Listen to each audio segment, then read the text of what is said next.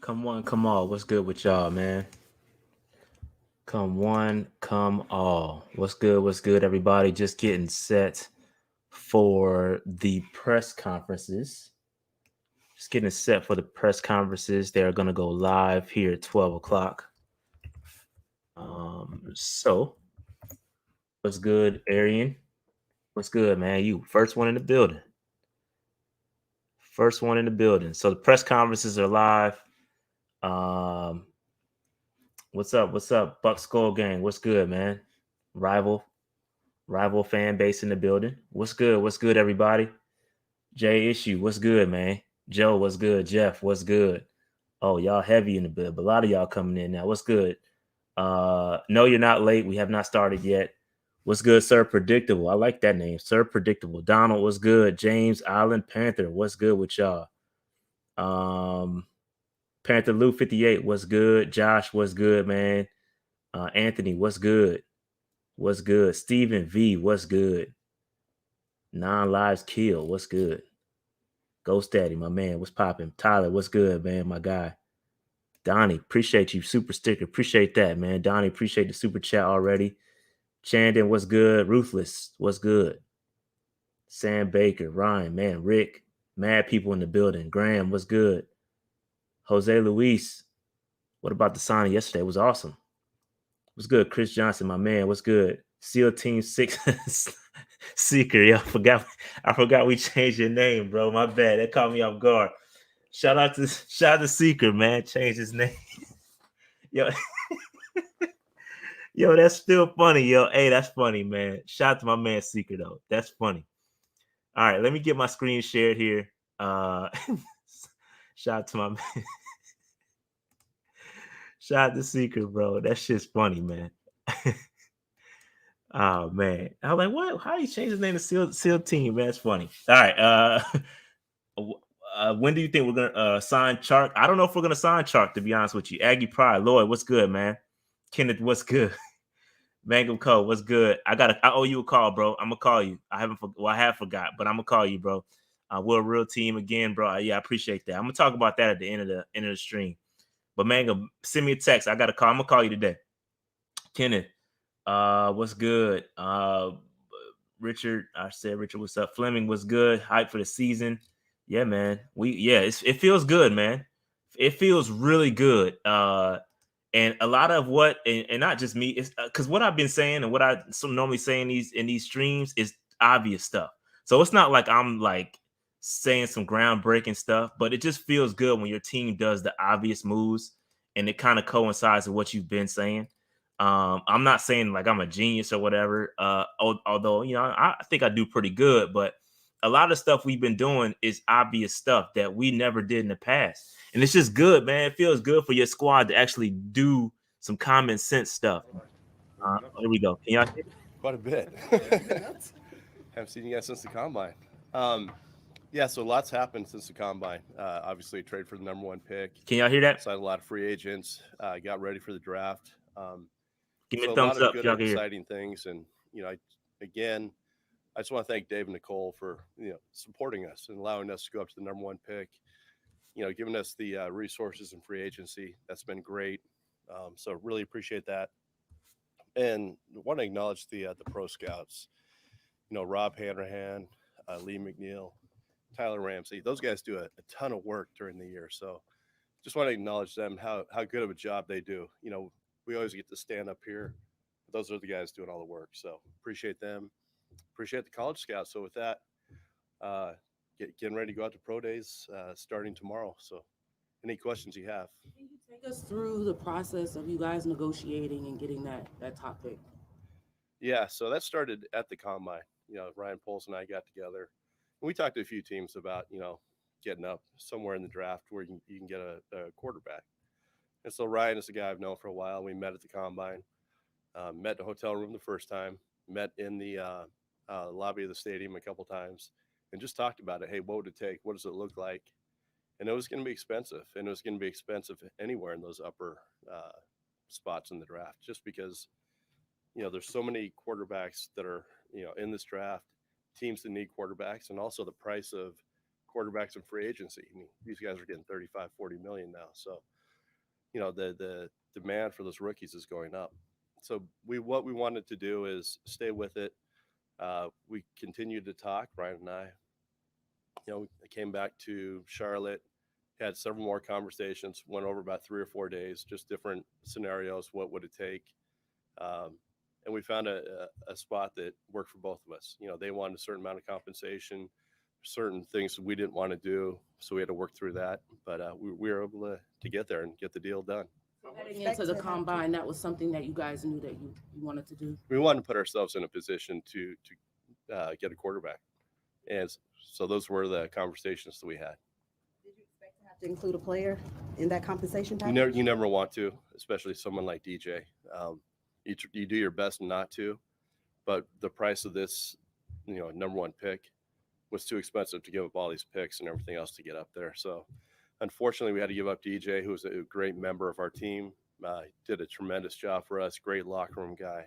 It hurt, but, we had to do what we had to do to get in this position. Did you trade up because you had one quarterback you wanted? We at the combine said, if you're going to go up, you better have conviction. And we have conviction. Great question. Players at that top that we feel good Players, two about. players. I'm not going to go into it, but we feel good about being in this position. But Scott, when you have conviction on multiple players, how do you zone in when, the pick needs to be made? How does that process work for you guys? Yeah, we're still going through the process right now. I mean, obviously we have our ideas. You're not going to make a move like that without having that pretty much cemented. But now we're going through the process of talking to the players and really getting to know them. You know them as players starting back a couple of years when your scouts start, watching these guys, evaluating them. We had a snapshot at the combine where you get 18 minutes talking to them. But really, we want to get to know them, what drives them, who's supporting them, who's in their family. So this is an important time to go through this process. But we do feel good about the group up top. How different is your off-season approach and everything you do now that you're 1 versus 9? Yeah, I mean, it changes because it narrows down the field you're going to take. At 9, you have to be ready for every different scenario. I don't know if you guys seen those videos of, Matt and myself going through all these different things. You're sitting at 1. Now you get to decide who do you want. We have a lot of options up there, but you also take out the unknown factor. And you get to pick the player you choose or the player you want to choose. Has that team reached out to move up and you guys moved down yet? Not yet, no. What are you looking for from what Frank has told you, what he wants in a quarterback? What are you guys looking Take for to the tango with that top pick? I mean, obviously, it comes down to leadership, guys that can process quickly, accuracy, someone who can run the team, get you in and out of plays. It's not just about making throws. It's about managing the game at the line of scrimmage. It's about doing all the little things right during the week. I mean, he has such a great feel for the quarterback having played that position. Josh McCown having played that position. Jim Caldwell. I mean, we have all of these experts on our staff that we're going to rely on as we go through this process. And there's going to be a lot of tough conversations, a lot of good conversations, and we're going to take it all in and make the best decision. And Frank has only coached rather tall quarterbacks. One in Alabama happens to be 5'10".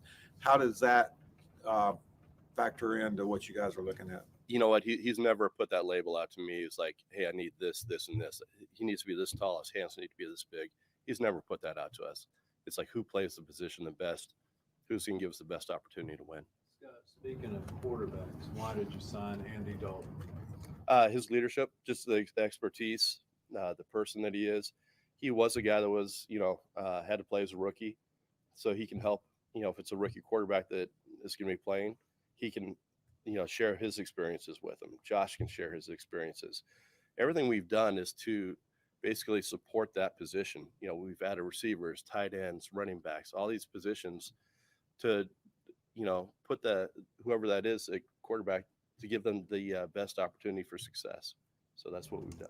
How many times have I said that? The guys you've added Sanders and Hurst, now Thielen.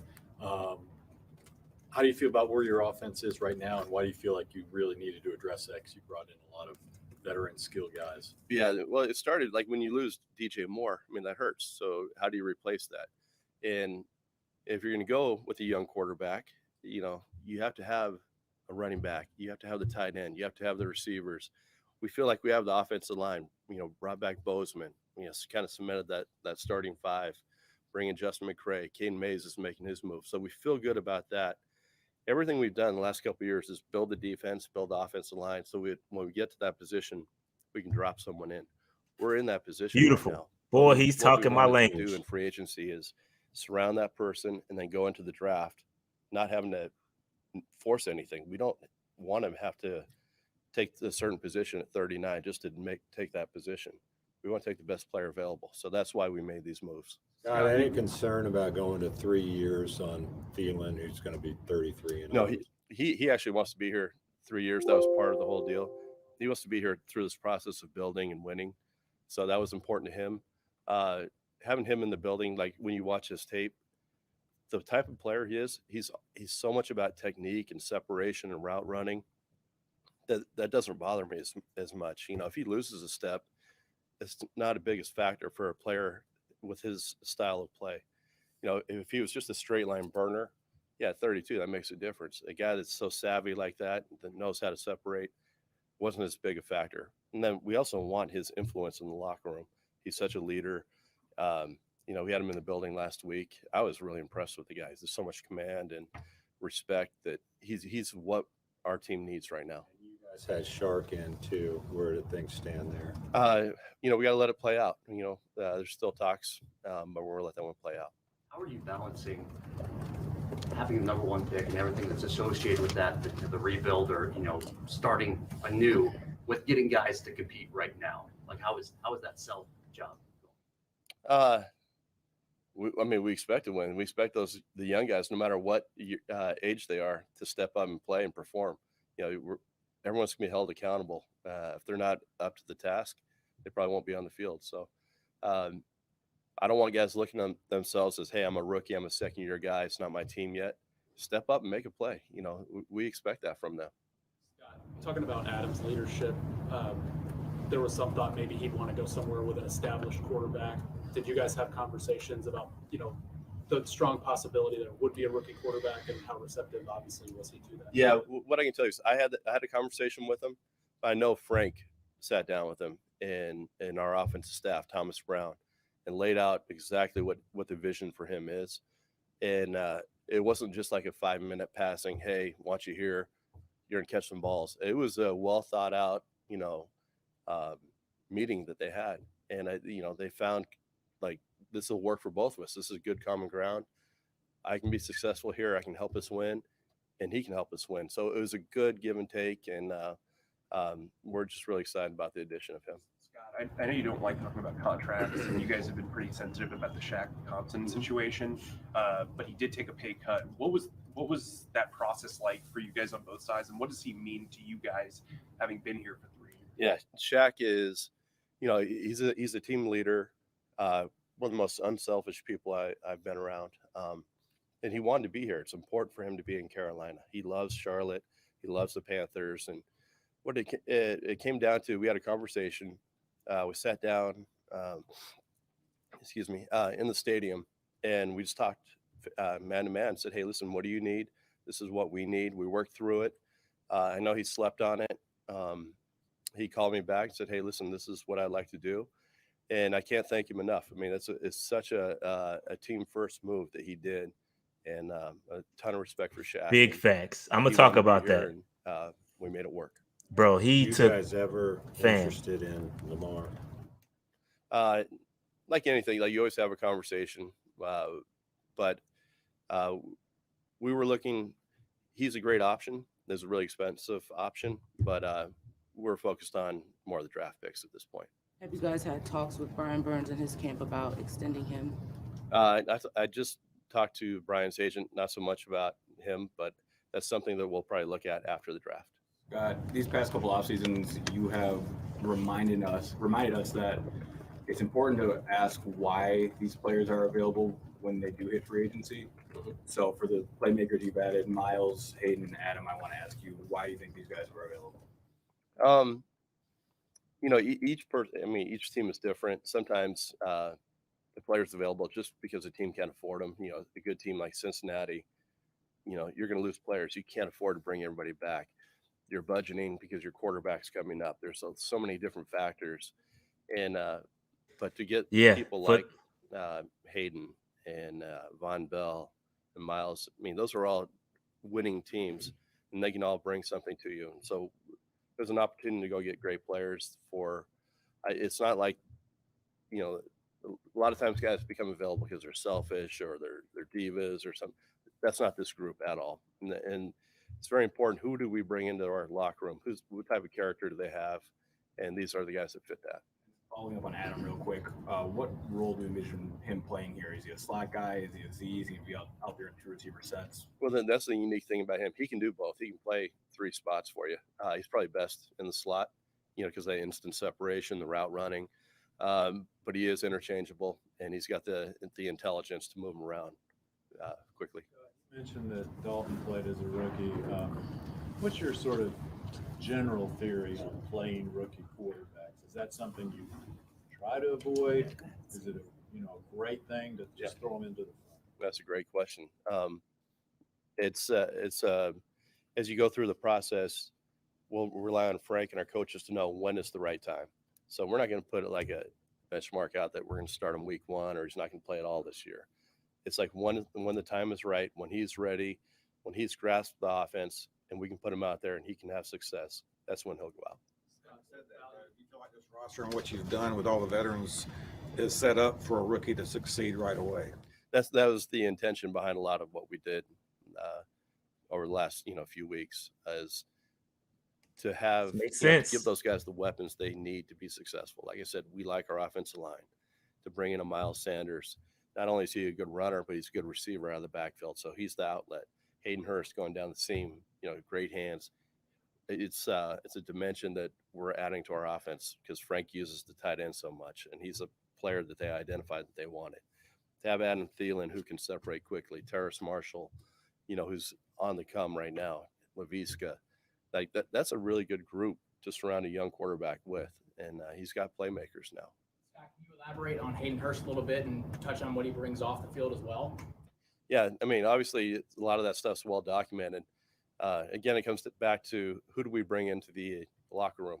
We want that leadership, that man that players can go to and talk to. There's a real sincerity to him. I don't know him very well yet. I mean, I talked to him the other day. All of our research and everything that we've done on him just points to the character and the man that he is and how strong he is. How big was it for you guys to keep pick 39 in the deal, and how important is that? Yeah, that was a real hang up in there. We did not want to give up 39. That would have made life a lot easier. However, it's hard to go into the draft, when you don't have that number 9 pick, because you've traded up to 1. And then all of a sudden you have to wait till that second, this was 60, whatever it was, 61 or whatever it was. That's a long haul, and there's a lot of good players in there that are going. We saw 39 as a pick that we had to keep because that's a really good player for us moving forward. We're gonna get 4 or 5 good starting years out of that, and then maybe an extension beyond. With Tuttle and Williams, what was it you saw in those two guys that made them the people you wanted to build that 3-man front around? Yeah, obviously we're going from a 4-3 to a 3-4, and it's not a true 3-4, but those are the type of bodies that EJ and our defensive staff said, hey, these are guys that we know, these are guys that we want. They fit the mentality that we want, the physicality that we want. They're gonna be gap and half guys, gonna be able to take on, hold. They fit exactly how our defense wanted to fit. So Shai and Deshaun, those are guys that they pointed out that they knew that they wanted. So with that said, with a non-traditional 3-4, you have Shaq in the middle, you've re-signed him. Does he give you the flexibility to maybe go with the rookie as that other inside linebacker? And how does Frankie Lou do that? Yeah, and Frankie can do that. And we'll probably move Frankie around inside and outside on that. We have some depth inside. And it's a position we may draft as well. So you can't fix it all in 1 year to get the all ideal pieces when you make that shift from 4-3 to 3-4, but we have pieces that can cover in there. And Frankie because of his play style and violence and aggressiveness, he can really help us in there. Obviously, you guys hired Frank to be the head coach, but the role that he plays in the offseason and like these conversations, not just a 5-minute passing conversation, to sit down man to man, lay out preparation. He said he was so prepared for his interview.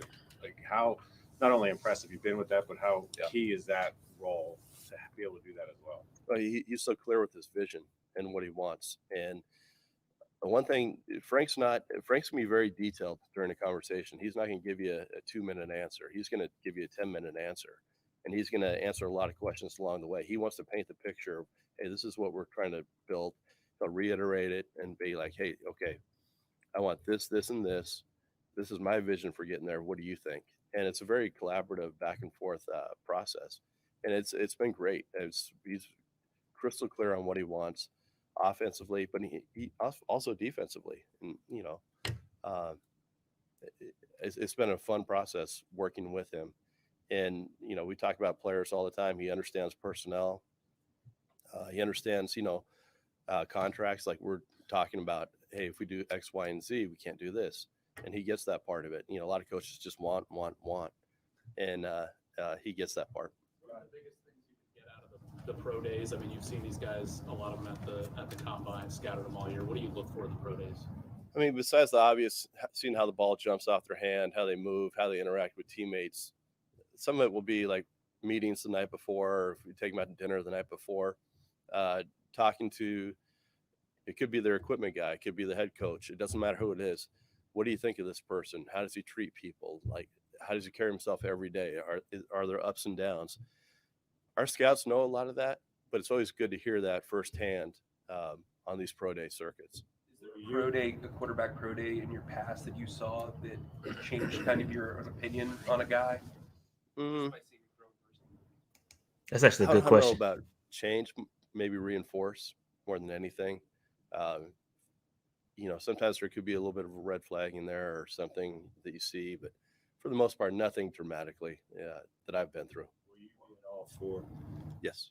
Yeah. And, what other? So will I, Scott. So will I. You had mentioned to us a kind of over the top field stretching receiver. Yeah, you can always go with a vertical guy. You can go with another. You can never have enough pass rushers, maybe a big D lineman. I mean, just because guys get hurt during the season, so you need those bodies. And then, you know, we talked about inside linebacker. No team's ever perfect. Even, you know, the teams that win the Super Bowl, like Kansas City this year, they're never perfect. Everybody has needs. It's just we're always going to keep an eye out and keep searching for whoever it may be. Speaking of pro days, I mean, how do you evaluate what you see in pro day and what you see at the combine versus what you see in game tape? I mean, game tape is what's most important because hopefully it's 2 or 3 years of production and, you know, you'll see 1,000 plays on tape. That's really who the guy is. You know, you get to the combine, yeah, they run around. They're going to throw the ball great. No one's in front of them. No one's chasing them. It just kind of reinforces what you see at these pro days.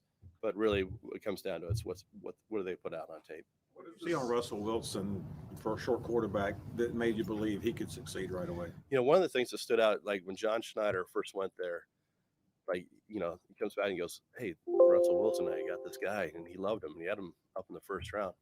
But one thing about Russell, he never really got balls batted down in college, and he had that 6'5", 6'6" Wisconsin offensive line. Throwing lanes. But he was able to move in the pocket and slide and find these passing lanes, and he could rip it. Those are like those type of things that you look for in these quarterbacks. What does the signing of Von Bell mean for Jeremy? They're going to move him around a little bit in this defense. He'll be like the big nickel, maybe dime linebacker. You know, I don't know how much he sat down with the coaches yet. It just gives us flexibility on the back end. You know, this is a league now where you're nickel 75 to 80% of the time. So guys like Jeremy are going to be on the field. He's a very valuable player for us, and we're excited about it. Do you feel like you have assets on this roster that if you wanted to regain some draft picks, you possibly could?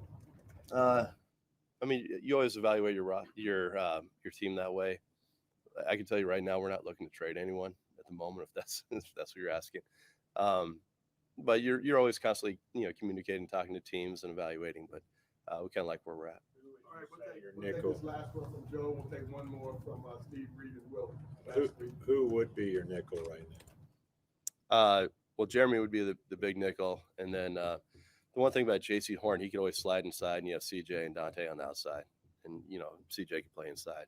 So, but probably JC and hope y'all listening. Jeremy at the moment. Scott, you talked about the over-the-top receiver again, but I don't know. You look in free agency. I don't know if that guy's there. Do you say that's more likely to come through the draft right now? Yeah, we'll continue to evaluate that. I mean, there's always going to be someone that pops free, whether it's at the 53-man cut, cap casualty at that point, might be in the draft. We're going to always continue to monitor that market, but we are looking for that vertical speed guy. The signing of Bradley and bringing them back, what would that mean to you guys? Oh, it's huge. Get a guy like that, a huge locker room guy, great in the community, big personality, but really good football player on top of it. I mean, we said going into the offseason he was a priority, and he was a priority, and we wanted to get him done. And we're so excited to get that guy back because he means so much to us as a team, not just the player, but the person. Have you seen someone that ingratiate themselves with the community and That the team quickly? so quickly? No, he's a unique guy, and that's why everybody loves him so much. And that's why he's a glue guy for us. He's a glue guy in the locker room, and he's great for the city. And he genuinely and just enjoys life and enjoys people. Can't have enough of those guys around. All right, thank you. Thanks. All right. I mean, a lot of good nuggets here for Carolina Panthers fans and took some notes. Because I have a terrible memory. So a couple of things I want to talk about, man. One of the big things I got in regards to the draft was that no one has called about the number 1 overall pick. So there have been talks about us potentially trading back. Not the case. Nobody's called about it yet. Obviously, we're far ways away from the draft, so anything could happen between now and then. Especially after pro days. After the pro days, you never know. Somebody may get an itch for a particular person, and they may want to go get that individual, and they could want to trade up. But as of right now, no one has called about the number 1 overall pick about trading back. I tell you this all the time. It takes 2 to tango. You cannot imagine you can't just make up a trade and say, "Oh, I would trade back to the Texans," because no, they have to want to trade up with you. You have to have a trade partner. It can't just be a one-sided. You can't just trade to yourself. All right. So that's one thing I picked up. Second thing I picked up was that he said there are multiple guys that they would take at number 1. I don't know if that's posturing or them trying to throw up smoke screens. I don't know what that means. But I agree in that I think many of you have said this, is that, if you trade up, and it came up in the press conference, if you trade up to number 1 overall, bro, you got to have a plan. You can't just trade up for no reason. I got my Discord going. Let me quit out of this. So that doesn't really bother y'all too much. But yeah, so multiple players at number 1 that they would take. Again, if you got, I'm sure they have a guy. I'm sure they have a guy that they want right now. They're not, obviously at this point, they're not going to say it. But I'm quite sure they have a guy that they will want to take. My bad. I gotta close. Give me 1 second.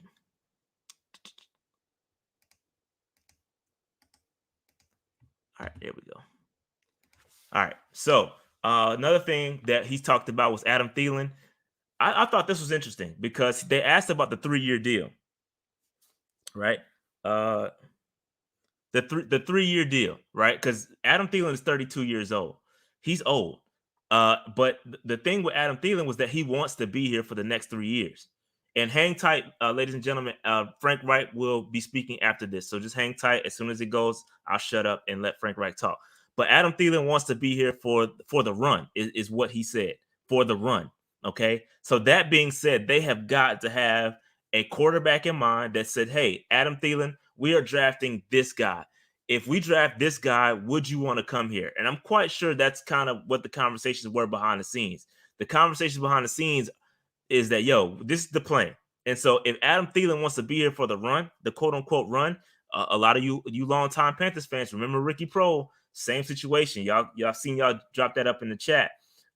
Ricky Proehl is the same thing. Like, get a guy towards the end. You go. Let's make this run. A veteran receiver is what a rookie quarterback needs. A reliable target, especially in the slot, is going Mr. Third Down. That's going to be great for our rookie quarterback. So I love the Thielen pickup. Again, let's pump the brakes. He's not the all-pro version of himself 5 years ago. He's probably not going to be the Pro Bowl version of himself. But if he's going to give me 600-700 yards receiving, I need that on this roster. I need that. I need that third down, reliable threat, the red zone threat, the guy that's going to get open, because he's not going to be the fastest guy in the world, but he can run a damn route. And you don't have to be the fastest guy in the world. Some of the fastest guys in the world are trash route runners, and they can only get open with speed, right? And you can scheme around that. You can put a safety over the top to limit that. But route running is much more difficult to defend. And Adam Thielen can route run. He can run his ass off. He can run his route tree crazy. So that's what I'm happy about that. Another thing that came up, they are still talking to DJ Chark. That's still in the works. Now, I did read an article that said they were concerned about his injury history, and so maybe they're trying to negotiate. Mecole Hardman is still out there. I got to be honest with you. Scott Fitterer said, "Oh, you've got Chenault, you got Terrace Marshall, and you've got Thielen," and he said that's a good nucleus to surround your quarterback with. I disagree, Scott. We need another wide receiver, whether that comes in the draft or whether it's Chark. I would feel comfortable with Chark. Chark had 1,000-yard receiving last year. He was healthy and looked solid. So I wouldn't mind Chark. I'm a little concerned about the injury history. I would not say he's a true number one wide receiver. I don't think you need – I think you need you need a number one. Let me not tiptoe around it. We need a number one wide receiver. We need one. We need Terrace Marshall to elevate to that number one guy. We need somebody to elevate. I don't want to – yes, you can scheme around it. You can get all the guys involved. Technically, yes, you're right. But I want to get a dominant guy here. I want to get the dominant wide receiver that somebody's going to have to game plan for. I need a number one wide. I was about to tiptoe around it, but because they've been doing everything I've said to do, I'm going to put it out in the air that we need a number one wide receiver. Shi Smith ain't it. Y'all keep talking about Shi Smith. He ain't it, bro. That's why they're getting all these wide receivers for a reason. So we do need a speed vertical threat. That was mentioned in this press conference as well. Get us a speed vertical guy. I agree with that. So Mecole Hardman, cool. I'm with that. Chark also ran a 4.3. So Chark is fast. Terrace Marshall ran a 4.3 as well. So we've got some speed, but I look at TMJ as more so of a possession guy. Hyatt would be a good look. I agree. Hyatt is a good look as well. He would be great there. Let me see here.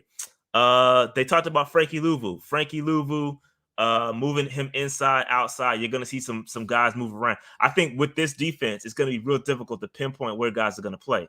That's the great thing about this defense. There's not going to be, and I try to get y'all to process this with this defense. It's not a matter of who's playing outside, who's my edge guy, who's playing inside, who's playing safety. Bro, it's positionless football on the defense. Get that out of your mind. Stop trying to put guys in the box. Jeremy Chin is not going to play inside linebacker, bro. He said that on the thing, on the press conference. He's going to probably be the nickel DB.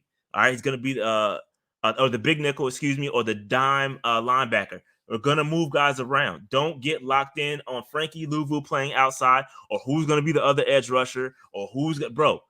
It's positionless football on the defensive side of the football. All right, keep an eye. Just watch.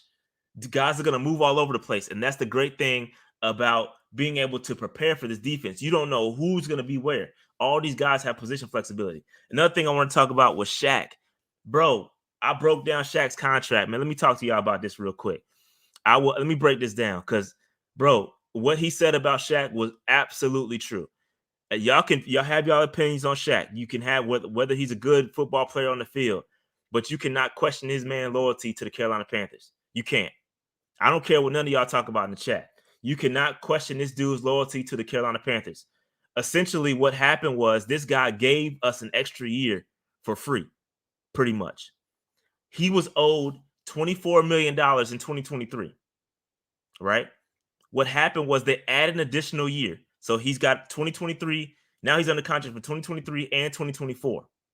And essentially what they did was they broke up that $24 million over those 2 years plus some voided years. Bro, he's playing for free essentially next year. He's basically playing for free next year. The man is basically playing for free. That is bro, if that's not a team-friendly move, And Scott Fitterer said it. The guy is playing for free in 2024, essentially, for all intents and purposes. He was going to get the same money, whether he said, nah, you know what? He could have said, you know what? Nah, give me my money. I'm going to get a new contract. He didn't do that. He didn't do that. He said, yo, I'm here for the cause. And that's how you know, ladies and gentlemen, right there, that's how you know something's brewing right now. That's how you know something is brewing. When guys make those decisions to stay with a team. I know he's been a long time Carolina Panther. I know that he's been around for a long time. Third coach, bro. He's been around for a long. But that's how you know something is brewing in Carolina. When you can land a guy like Adam Thielen, could have chose any other team. Guys, what do we say? Guys have to want to come to Carolina. When other dude was the coach, nope. All he could go get was his guys. When other dude was his coach, was our coach, bro. He would just go, yo, let me go get the guys I'm from. Nobody's coming here. Now look what's happening. Now look what's happening. Look what's happening. Guys are choosing to come here, bro. That's how you know you got something good coming, bro. I can't wait. It's good, man, bro. I feel good. I certainly hope the expectations are high, man. I hope the coaching staff knows that. I hope the players know that. The expectations are high. You go out and get this quarterback, bro. We're gonna expect some W's, fam. This team is set up. Scott Fitterer mentioned several times. What have I been saying? What have I been saying this entire time? I did the study about the quarterbacks getting drafted in the top 10. And the best quarterbacks are surrounded, or the quarterbacks that have the best seasons, year one, are surrounded by the best talent. That's what he said. I want to be able to drop a quarterback in, surrounded by a Miles Sanders, surrounded by a Hayden Hurst, surrounded by a Adam Thielen, surrounded by a TMJ. And then he said Chenault, and then I kind of fell off there. I was like, nah, that you went too far. But I need another wide receiver to come in to be surrounded. That's why I said, yo, we can't be set at wide receiver. You got to get another wide receiver. You got to get another wide receiver. So I think, bro, it's all good though. I have no, there's not a complaint. I can't complain. No, there's no Carolina Panther fan that can complain right now about what's going on. You cannot complain. What's to complain about? We're about to get a quarterback.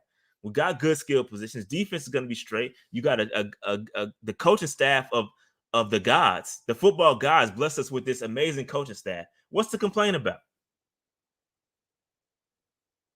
There's nothing to complain about, man. Nothing to complain about. But yeah, that's what I got. What else did I miss? What were some other highlights that I missed from the Scott Fitterer press conference? What's something I missed I didn't talk about? What's something I didn't talk? Oh, real quick, while we wait on that, we're still waiting for Frank Reich to come. So pause. We're still waiting for Frank Reich to speak during this press conference. So hang tight. But while you're here, make sure you hit that like button. Hit the subscribe button. We are so close to 20,000 subscribers. I can taste it. We're right there. Hit the subscribe button for your boys. Okay. I think we're about 650 people away. 650 people away from 20K. Hit that subscribe button for your boy. I appreciate that. I said pause, ladies and gentlemen. I said pause. All right. ACAS says this says a lot about Shaq as a leader because remember, he was the biggest advocate for Wilkes. So the fact that he took the deal shows he's in on Reich, and now that's a big positive sign. So yeah, I agree with you. 1,000%. 1,000% with that. He did. Okay, so this is a great point. He mentioned the shortness of the quarterbacks, right?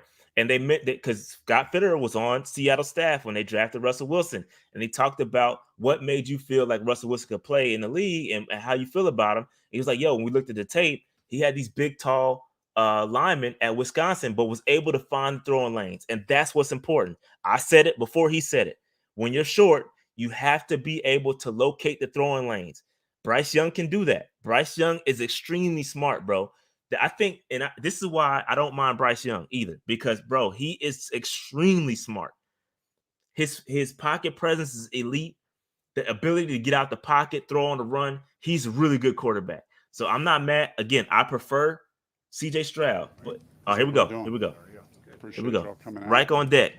just for a brief update, and I already had some time with Scott, so he was able to lay some things out, which I'm just going to end up echoing a lot of those same things because it's been a real collaborative and great process between Scott and I and Mr. Tepper, and not just us three, right? The scouts, the coaching staff. It's been dynamic, so we're enjoying that process. We'll continue through with it, but excited about how the roster is continuing to be built. Having a chance to be active in free agency, don't take that for granted from Dave and Nicole Tepper and the support that they've given. And really what he and I have talked about and Scott is the message that that's sending, right? The message that that's sending to our fan base, the message that that's sending to our team, our coaching staff, that, we mean business. And so we're making the steps necessary to continue to improve this team. We just heard from Scott Fitterer just how clear your vision is and how you communicated that. What is your vision as far as what you want for them? Fair question. I probably don't want to go into all of that. That's more of a in-house discussion and as we get with these players. But it is something that has developed over a lot of years and a lot of time. But it always is continued to be refined. Working with someone like Scott, working through like with Mr. Tepper in these conversations, the coaching staff, the scouts, sitting and listening to the scouts read through all these college quarterbacks was really good for me to hear their evaluations of them. I'm still, been in it a long time as a player and a coach, still feel like I'm learning and growing, but still feel like I can be crystal clear on what it takes to win. And there's a lot of different ways to win. And so those are the discussions we're having. Miles, Hayden, and Adam all kind of work really well in space and are really good with yards after contact. Why is that so important to your offense? I mean, it's all about, right? It's all about making play, having playmakers. So, and you just mentioned two key ways to be a playmaker, right? You can do it with speed down the field. You can do it with throwing the ball down the field. But in our offense, we've had a lot of catch and run. So, we think we know how to scheme things up at times to get guys catch and run. So to be good in space, to be good after contact are two big ways to get first downs. So while you were in Indianapolis, you didn't necessarily get to draft your quarterback, so to speak. Can you just talk about the difference in that process and here in Carolina? No, it's exciting. And hey, every opportunity to work with a quarterback is great, whether you're getting him free agency or drafting him. But it is something special to draft a guy young and to have an opportunity to work with him from the ground up. So, yeah, excited about that process. What are you looking for in a quarterback with that top pick? And do you feel like the roster, what you've done so far, is designed that guy could play right away? Yeah, that's what I was talking to Mr. Tepper and Scott the other day. That really feel like we're putting this guy in a good position, with some of the pieces that we've signed. Ultimately you're looking for, it goes back to the earlier question. I'm not going to sit here and list everything out. Everybody wants a leader. Everybody wants a playmaker. Those are general terms that you hear about the quarterback. Certainly true of what we're looking for. And I feel like we're putting pieces in place that he can walk in and be ready to go. Frank, at the combine, I think you were asked about Bryce and his height, and you said that could be a concern. How do you, and I think your history is with taller quarterbacks. How do you kind of weigh that against a guy like Bryce's upside? Yeah, I mean, we're first and foremost just looking for playmakers, right?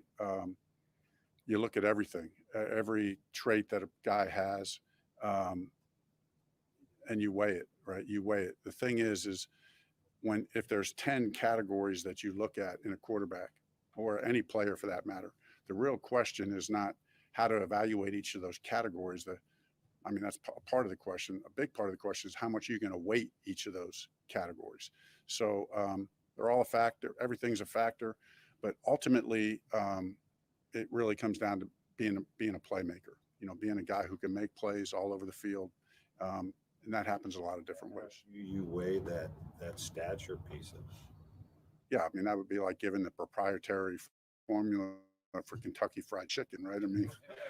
You know, Yeah, I he mean, got to ask, but he's not I'm gonna sorry. give you the answer I, to that. I don't know bro. why that just came out like that. Hey, Reich hungry, bro. Not that I want to put my evaluation of quarterbacks, He's on hungry. that level. No, but that's what's unique about every club, right? I mean, we all weight it slightly different.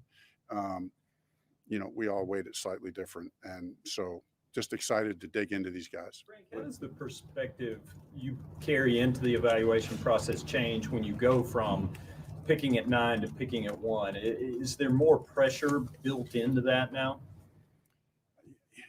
I wouldn't say more pressure. I just think that we're just trying to get the right quarterback for us. I think, I heard most of what Scott said earlier. It was a great opportunity. We knew at 9 it was a hard spot. It was a hard spot to be at. So when you started looking at options to get up, Scott, I mean, I can't tell you how great of a job he did in navigating that whole thing through the combine and beyond.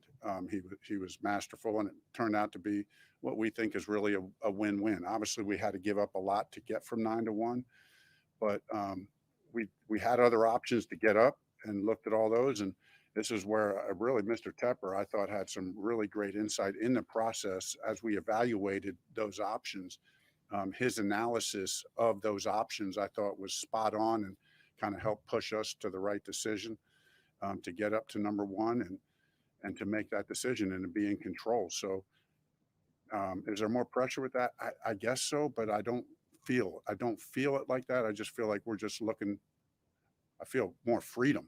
Where we can actually get the guy that we want. We can take the time. We're in the driver's seat. So I feel that more than I feel pressure. When you first came here to Carolina's player, of course, they had drafted Carey really high, I think 5th overall. What is your plan, or what are your thoughts on, do you want to start this young quarterback right away, or do you want to wait, or what is your plan? Good question. I started for 3 games, and then we had a bye. And then they made a move that changed the franchise history. So it was the right move. No, ideally, you want to play the guy when he's ready, when the team is ready. It's not just the player, it's the team. So, we'll evaluate that. I have thoughts in my mind about how I would see that playing out. But I think, we have to let it play out. With you and Josh being on the coaching staff, there's a line of thought that, hey, those guys could fill the role of mentor as a quarterback, but you bring in Andy. I'm just curious, how important is that peer-to-peer mentorship with a veteran quarterback like Andy? It's really important. And, Josh and I, we all talk about the Scott, Mr. Tepper, the whole crew, just consistency and continuity in the room. And so, Andy brings that, and Andy brings that. We brought a guy that we wanted to say, hey, this guy is going to, help support this quarterback for the next number of years. And let's have that continuity and consistency. But make no mistake about it. First of all, Andy Dalton was brought here to win football games. You know what I mean? He's brought here to win football games. And because if you're going to win a championship, it shows you need a quarterback who's going to impact that, a backup quarterback who's going to impact that. So excited about that, but we are excited about the fact that, he played as a rookie, so he has a perspective that Josh and I don't have in that regard. Got maturity about him, competitor. I think it's going to be a great dynamic. About your ability to sit down and talk about your vision. Whatever your vision is, how critical is it for you to be able to have not that 2-minute conversation that you had with Adam, but a 20-minute sit down where you answer all these questions and explain the why to these guys? Yeah, it's really important, because it has to be detailed because these guys know football. So you want to give I just always feel like you want to give very detailed answers because the player can envision themselves in those answers. So, when you're talking about certain types of concepts that you like, certain types of formations and shifts and motions and the route tree, what you see him running or what you see him throwing, like those kind of things and how it fits in with the rest of the scheme. It's like putting a puzzle together or painting a piece of art, right? I mean, you don't just slap it up on the wall. You got to take time to detail it out to give a clear picture. If you just do a sketch, right, you can get an idea, But, when you're starting to dig down with the players, I think they want to see more than that. Going back to Andy real quick. Physically on the field, what is he capable of? Can you describe him as a quarterback and what you anticipate he'll bring to Carolina's offense? I think Andy has been a winner his whole life, first and foremost. He's a leader. He's a winner. Can make plays with his feet, can extend plays in the pocket with his feet or just by subtle movements, can put the ball any place on the field where he needs to, has been good in clutch situations. I think it's just going to be a good fit. I think he's accurate. I think he's tough-minded. And he's been very durable. He's all the things you're looking for in a quarterback. How much does Fitterer's experience with a guy like Russell Wilson, a shorter quarterback, play into what your conversations when you're evaluating a Bryce Young? Yeah, it's like everybody says, everything matters. All those conversations matter, especially when it's, Scott Fitterer, it's the GM, and he's talking about a guy like Russell Wilson, who, by the way, I had a very high grade on. You don't have to read anything into that, but I don't mind telling you that I had a high grade on Russell Wilson. Okay? Don't read anything into it. I'm just saying that because all these people are putting this label on me that I only work with big quarterbacks. Don't read anything into that. Did you have I'm a trying to first-round play pick? reverse psychology. No, that's the thing. I guess when you got the number one pick, the thing is right. We don't have to play games, right? I mean, it's not like we're trying to fool anybody. What we're trying to do is take all the time we can on the evaluation, right? Do we have inclinations? Do we have feelings? Do we have evals kind of written out on paper and in our minds? Yeah, we all do. And there's a lot of conviction, as Scott said, on some of these top quarterbacks. And you're right, the old adage, don't make a decision before you have to. We're going to take every second, every day, or every hour, every day to make this decision. And we still got plenty of time left. How are you balancing the number one pick quarterback, face of the franchise, need to let him grow versus compete right now with some of the guys that you're bringing in? Yeah, I mean, we are going to have an atmosphere of competing for every position.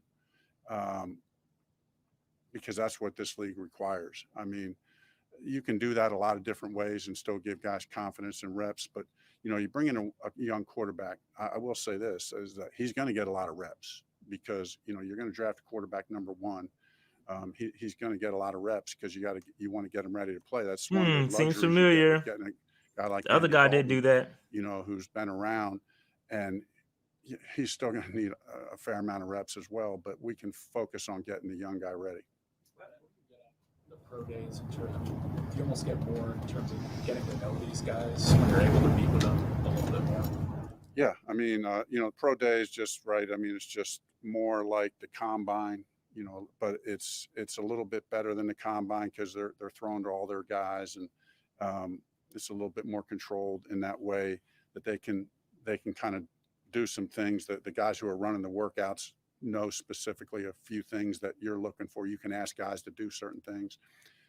Sometimes you get to spend a little time talking to them there. But we'll have other visits with them too via Zoom, 30 visits in here to see us, all those kind of things. There will be multiple touch points between now and the draft where we talk to all of these guys. You guys brought back Bradley Bozeman with a quarterback coming in here. How important is it to have a veteran center who has that experience? It's really important. Scott and I talked about that right from the beginning. Like when Boze's name got brought up, and we're like, hey, we're number one. This is a guy we need. He's a leader. He's an alpha. That's what you need from that center position. So really, really happy to have him. How much does this team need a blow the top off to cover wide receiver, a deep threat? How much do you need one right now? Yeah. There's a lot of ways to get chunk plays, but you can't coach speed. And so there's no doubt, we're looking for someone, to either step up or that we could add in some way, shape or form, to the team. But I think there are some guys in the building already, that can do that. And, you're always looking, if the right guy comes in another way, shape or form, then, we'd always look at that possibility as well. We talked about Miles Sanders and Thielen a little bit and Wayne, how they fit with your scheming. Miles just a versatile 3-down back, can run inside, outside. He's good at all schemes. has good vision, balance, body control, acceleration in the hole. I mean, he's really in a lot of ways a complete back. That we really look for that in that number one spot. Want to be on the field all three downs. You know, very good hands, very good route runner, good instincts. So that was really a big deal for us to get Miles. You know, Adam. I mean, a couple of years ago, we're talking about this guy as one of the best receivers in the league, and you know, I'm just super excited. Big to have him. facts. He has position flex, still has, you know, I mean, his age to me is not a big deal. As I watch him on tape, he still looks to have that burst and speed. He's so crafty in his route running. He still can run by you. He's got great balance and body control, great instincts and feel for leverage versus man coverage and spacing in zone. You can play him at Z, you can play him in the slot. You know, we'll really move him all over the place. Would you anticipate bringing the top 4 quarterbacks in on top 30s? Yes, would anticipate that. Yes, I would. Before the pro days begin this week, how many of the 4 quarterbacks you guys have targeted are you comfortable with that could be the guy? That's a good question, bro. Like, You're really? trying to get him, bro. They're trying to catch Wright slipping. That's funny. He's trying to catch Wright slipping, bro. I think they're all have really good traits. I think they all have really good traits. I'm excited about all of them. You know, Scott and I, and all kidding aside, you know, we were having a conversation. I love this for the NFL, right? You got 4 guys who are going to make an impact in this league. I do believe all 4 of these guys will make an impact in this league. So, you know, and excited to see them. And excited to see how that plays out. It'll look different for every one of them. Will have a different journey, right? And then there's some other guys who, you know, we're not even talking about who I think are going to make an impact in this league. So it's good for the NFL. I didn't ask you the name 2 now or 3. I just want to know how many number. Scott obviously has a history with these guys in the building more than you do. What have you learned? What did you learn about Shaq in particular during the process of him renegotiating and taking a pay cut? Just leader. I mean, that's the first thing that jumped out to me. I sat down, probably had an hour and a half conversation with him. You know, you could sense his maturity, his leadership, team guy. You know, he made it clear in our conversation the very first time that he wanted to find a way to stay here. And he knew it was probably going to involve doing something like he did. So that's just a credit to him. It's not easy to do. To have that kind of maturity. So looking forward to getting to know him more, and I'm going to appreciate his leadership and his play on our defense. Thank you. All right, so that's going to conclude the press conferences. So I'm going to give a little commentary real quick. Before I do that, we are 657 people away from 20,000 subscribers. We have 667 people on this joint right now. I know a lot of y'all already subscribed, but if you're not, hit that subscribe button for your boy and help us get to 20,000 subscribers. We want to get there by the draft. So let's go ahead and make that happen. 657 folks away. Hit that subscribe button for your boy and let's have a party on draft night to celebrate. All right. Okay. So that's over. Let's talk about Frank Reich real quick, because I want to talk about something. If you've been a Panthers, a PNP fan for a long time, I put out this video about the GM and the coach relationship and how it's supposed to work. Frank Reich mentioned this, okay? He mentioned this, and when he first opened up about the press conference, he talked about the relationship between Scott Fitterer and how good that's working out. You remember the other guy, how Tepper hired the other guy, and made him essentially the end all be all. Like, he was the voice. He had full autonomy over everything. He was he was making all decisions, the roster, everything. That is not how it's supposed to work. That's not how it's supposed to work. He let the head coach hire the GM. That is setting yourself up for failure. That's why we fail. Okay, you have a guy that never coached college football or never coached NFL football in his life, and you gave him full autonomy. That was an epic failure. Now, what do you see happening? Now, what do you see? You see Scott Fitterer and Frank Reich coming together for the vision. They provide the vision of how this team is supposed to be built. Frank Reich says, okay, now that we have a vision, this is the player. I need these kind of players to execute, right? Frank Reich says, these are the players I need. This is the type of guy I need. You got your pro personnel guys. You got all these guys to help develop and say, hey, this is the guy, the type of gentleman I need. Scott Fitterer, it is now Scott Fitterer's job to go out and get these guys. And that is exactly what has happened. This is exactly what's happened this year. This is exactly what was supposed to happen, right? And this is, I've been saying this, bro. I feel like I just, it's so great and refreshing because this is what I've been saying. And again, if you've been following me, you've been watching all my videos, I've been saying this. This is how it's supposed to work. And we're finally on that track. And now you can see things starting to work properly. Now, with that being said, because a lot of y'all came in here and was killing Scott Fitterer. Y'all was killing Scott for the moves he was making. And I said, you know what? Nah, it's not Scott. It's not Scott. He has to answer to the other guy. The other guy's pulling the strings. He has full autonomy over everything. Scott Fitterer was a puppet under the other guy. Now Scott Fitterer is cooking. He has the autonomy to say, all right, I'm working together with this coach, and we're gonna make things happen together. That's how it's supposed to work. This is how it's supposed to work. But a lot of y'all got to grow up. Y'all was killing Scott Fitterer right now, and shout out to Samir Suleiman. Both of them dudes is cooking right now. I sent out a tweet earlier. Bro, we have $24 million in cap space right now. And that's including all the moves that we've made in free agency. And I'll go over it in detail tomorrow. Tomorrow night when we go live for our Tuesday show. I will go over everything in detail.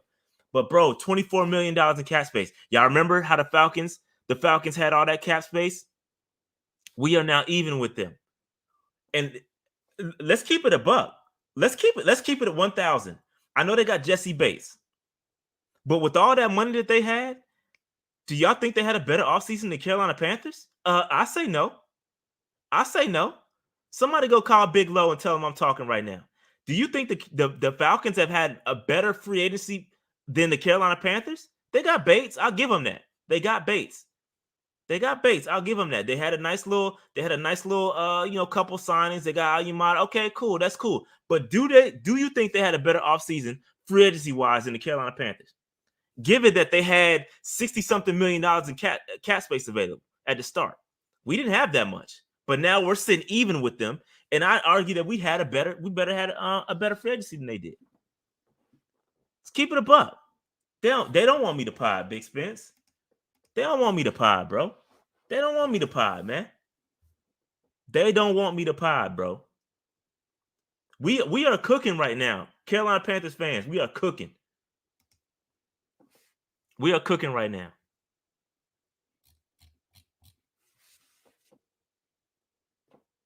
We're doing a good job. We're on the right track. And when that quarterback gets here, let me talk. I got to finish talking about the presser, man.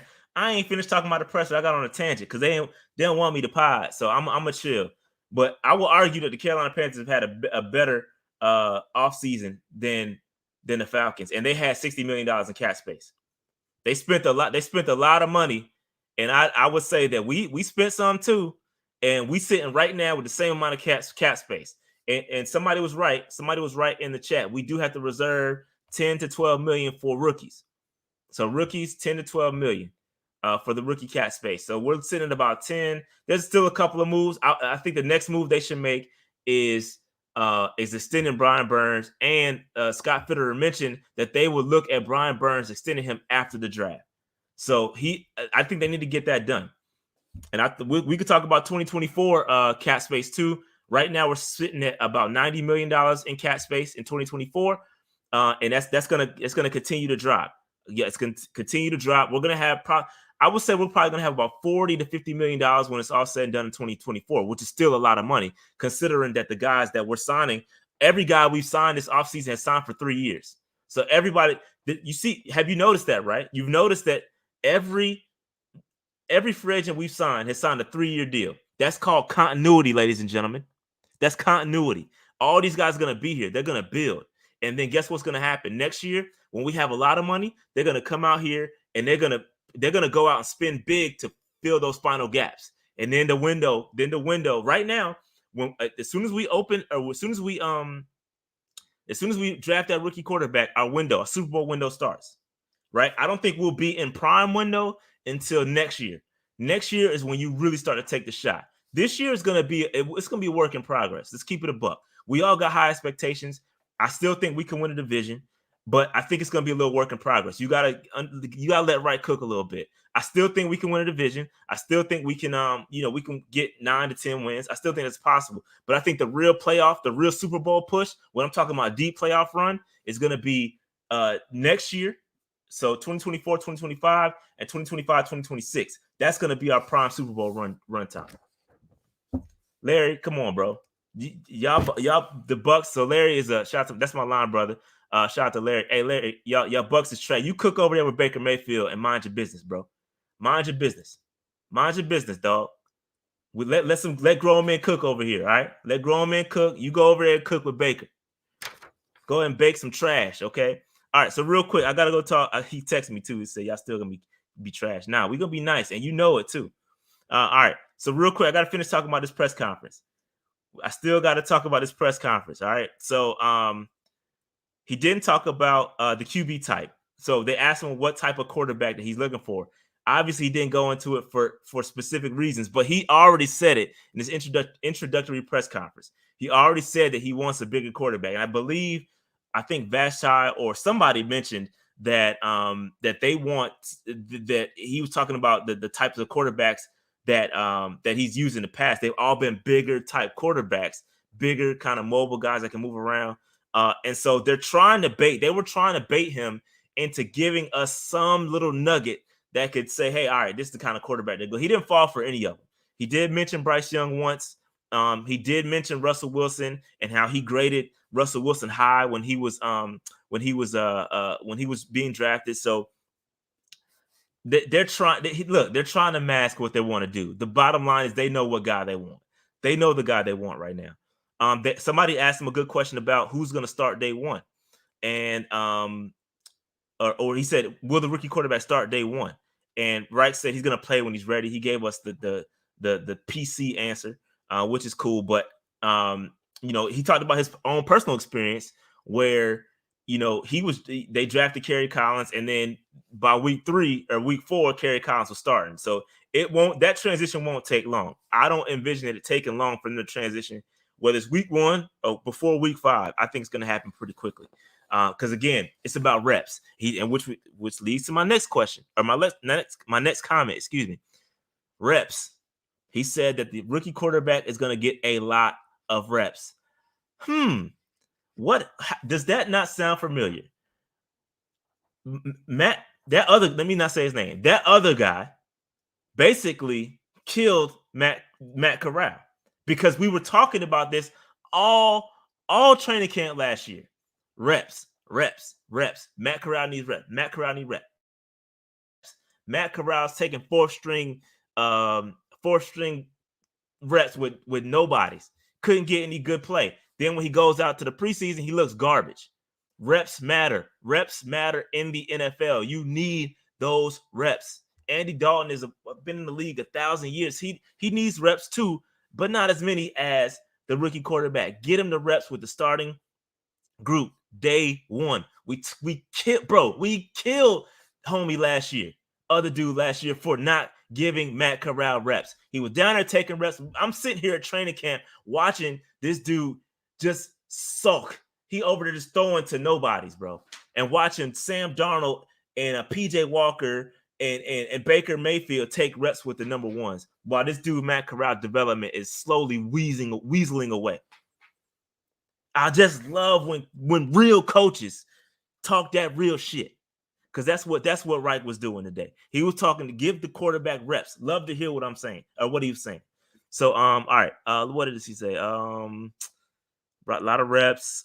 Looking for speed in the wide receiver room.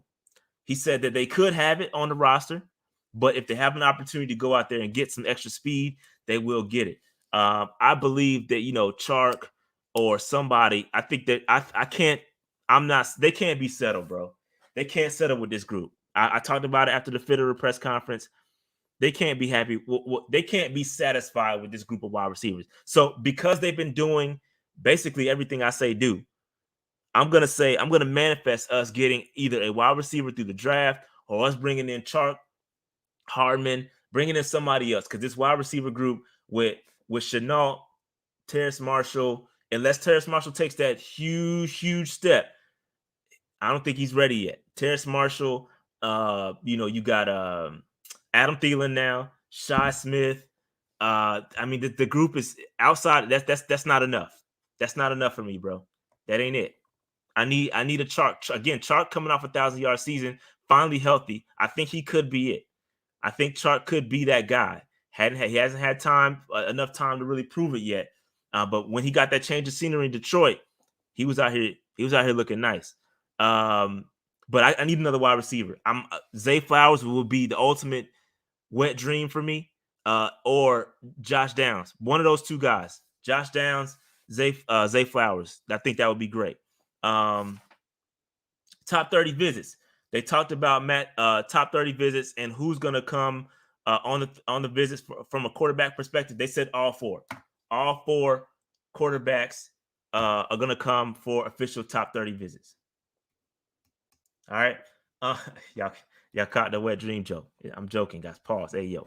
All right. So AJ says trade up to get Jackson, Smith, and Jigba or grab Hyatt in the second. I don't think Hyatt's going to be. Hyatt might be there in a second. I don't know. But Jackson Smith and Jigba probably not going to be there, bro. He's going to go crazy at his pro day, and his stock is going to go through the roof. Zay Flowers, I think, is not going to be there either. I think it's going to be a run on wide receivers towards the end. People are not, as you can see, the wide receiver market is drying up, bro. There's a reason why McCole Hardman's still out there, DJ Chark is still out there. There's a reason. It's because people are looking at this draft like, yo, I can go just grab it. Why am I going to spend $10, $15 million or $11 million on a wide receiver when I can just go wait in the draft? When I got Jackson and Jigba, there's Hyatt, there's Zay, there's all these good, talented wide receivers in the draft. Why would I need to spend on it? But that's why the Panthers can swoop in and say, all right, the market's dried up. I'm just going to shoot you an offer. Take it or leave it. Either you're going to take this or you're going to be, on somebody's, you can wait until training camp starts and wait to see somebody get injured. And then you're going to leave with basically nothing. So it's all about chess right now from the perspective of we don't have to rush it. I mean, we don't have to rush with going out to sign a guy. They could wait till after the draft. A lot of these guys can get picked up after the draft too. So Hardman, Chark, they might get signed after the draft. So you never know. So that being said, this is a good look. I like what I heard from both guys. I love what Fitterer is doing. Tomorrow we will talk about we'll talk about the salary cap in detail. We'll grade the rest of the free agents, and then we'll start to prep for these pro days. I absolutely plan to go live. Keep an eye, hit that notification bell, because they have not released times yet. They don't have the times yet for the pro days. I've been watching, searching. They're not out yet. So whenever the times are dropped, I will create a stream. Make sure y'all hit that notification bell, because we will be streaming the pro days. All right. We will be streaming the pro days. CJ Stroud kicks it off on Wednesday. I do not know the time. It's going to be Wednesday. I do not know the time. I think Thursday is going to be Alabama. So Bryce Young. Let me just double check these before I tell y'all a lie.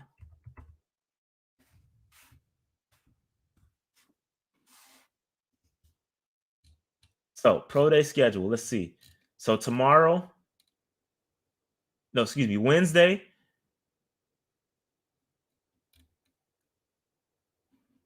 Wednesday is Ohio State. Thursday is Alabama. Friday is Kentucky. So 1, 2, 3. I'll repeat it. Wednesday, Ohio State. Thursday, Alabama. Friday, Kentucky. And then after that, I believe my man Richardson is on the 30th, which is next Thursday. Anthony Richardson is next Thursday. So we're going to go live for all those. We're going to go live for all those where possible. I may not be able to make every single one of them, but I'll try to make myself available for them all so we can live react and rejoice together. All right. Let me see. Anything else? Let me see. All right. I'm going to get out of here. Again, tune in tomorrow. Dave and I will go live to discuss all the free agent signings, recap all the salary cap stuff in detail, and then we'll get geared up for the pro days. That being said, I'm about to get out. Like, and subscribe. Hit that subscribe button. Help us get to 20,000 subscribers. Almost there. 650 people away. Hit that subscribe button. I'll holler at y'all. I'm out. Peace.